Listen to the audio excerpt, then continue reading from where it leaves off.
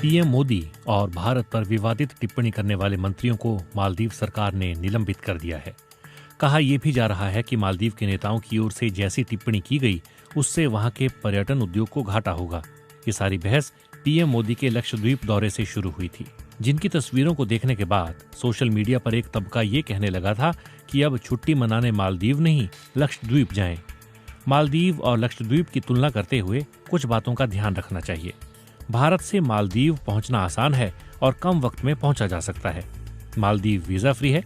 लक्षद्वीप जाने के लिए आपको परमिट लेना होता है। भारत से मालदीव जाने के लिए अच्छी खासी संख्या में फ्लाइट्स उपलब्ध हैं।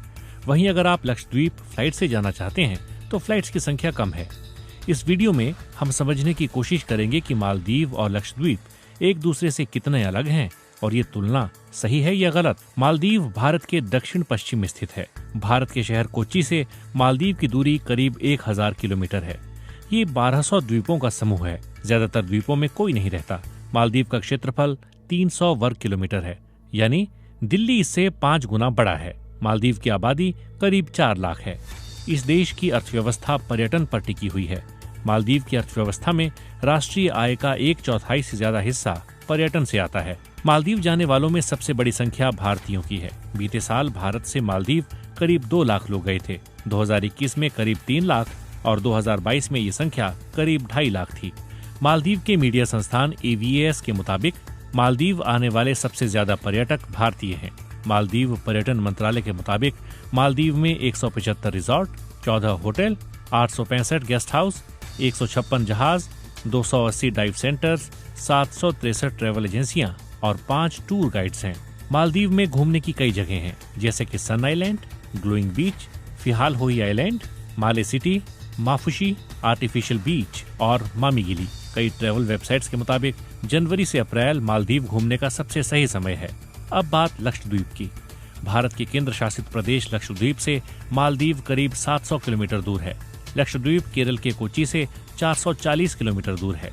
ये इलाका 36 छोटे छोटे द्वीपों का समूह है। साल 2011 की जनगणना के अनुसार करीब 64,000 की आबादी में यहाँ की 96% आबादी मुसलमानों की है। लक्षद्वीप का क्षेत्रफल करीब 32 वर्ग किलोमीटर है, यानी मालदीव लक्षद्वीप से 10 गुना बड़ा है। लक्षद्वीप में 10 बसे हुए द्वीप हैं। इनमें कवरत्ती, अगाट्टी, अमिनी, कदमत, किलातन, चेतलाट, बिट्रा, आंदेह, कल्पनी और मिनिकॉय हैं।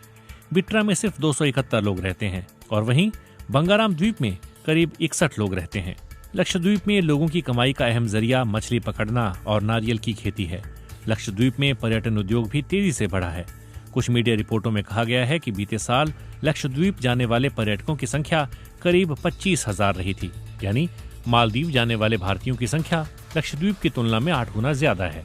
कोच्चि से लक्षद्वीप जहाज के जरिए 14 से 18 घंटों में पहुंच सकते हैं।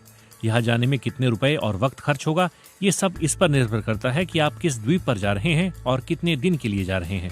लक्षद्वीप में घूमने के लिए कवरत्ती आइलैंड, लाइट हाउस, मस्जिद, अगाट्टी, कदमत, बंगारम, थिन्नाकारा जैसी जगहें मौजूद हैं।